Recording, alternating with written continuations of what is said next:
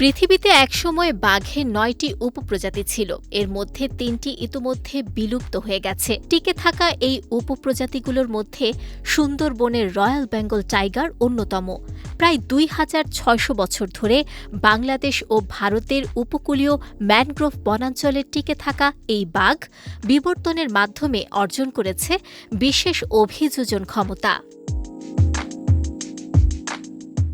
তবে আকৃতি এবং সৌন্দর্যে যেসব বাঘ খ্যাতিমান তার মধ্যে নিঃসন্দেহে সুন্দরবনের রয়্যাল বেঙ্গল টাইগার অন্যতম।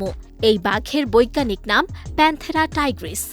ডোরাকাটা বেঙ্গল টাইগারের দেহের আকার যেমন ছোট, তেমনি তার ওজনও কম। সুন্দরবনের মেয়ে বাঘের গড় ওজন ৭৫ থেকে ৮০ কিলোগ্রাম। তবে সুন্দরবন ছাড়া পৃথিবীর অন্যান্য দেশে যেসব বেঙ্গল টাইগার পাওয়া যায় সেখানকার মেয়ে বাঘের ওজন গড়ে ১৩৫ থেকে ১৪০ কেজি পর্যন্ত হতে পারে। কিন্তু এই বাঘকে ঘিরে সবচেয়ে আলোচিত প্রশ্ন, সুন্দরবনের কিছু বাঘ মানুষ শিকার করে কেন?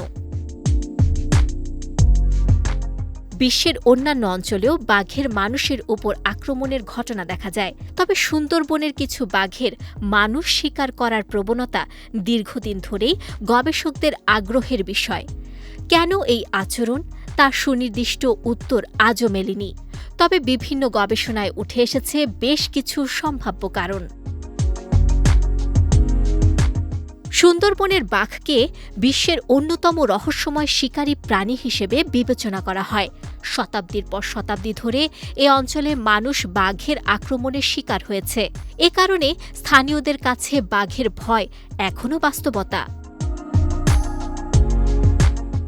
গবেষকদের মতে সুন্দরবনের বাঘ মানুষকে নিয়মিত খাদ্য হিসেবে গ্রহণ করে এমন দাবি পুরোপুরি প্রমাণিত নয়। তবে কিছু বাঘ মানুষকে সহজ শিকার হিসেবে বিবেচনা করে, কারণ মানুষের শরীরে শক্ত শিং, দাঁত বা আত্মরক্ষার বিশেষ সক্ষমতা নেই, যা বাঘের জন্য শিকারকে তুলনামূলক সহজ করে তোলে।